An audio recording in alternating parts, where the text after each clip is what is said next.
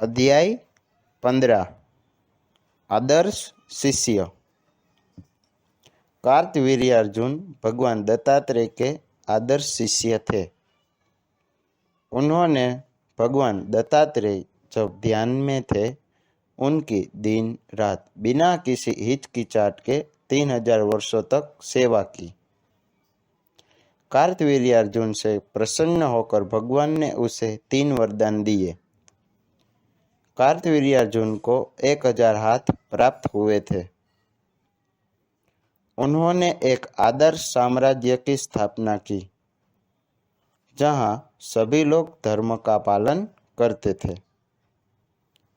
यदि किसी ने अधर्म में कोई कार्य करने के बारे में सोचा या योजना बनाई, तो कार्तवीर्यार्जुन को पहले इसका पता चल जाता था।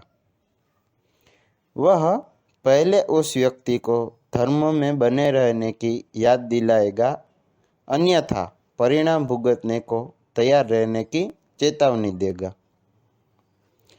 यदि व्यक्ति फिर भी अधर्म करता है, तो कार्तवीर्यार्जुन उस व्यक्ति को दंडित करेगा।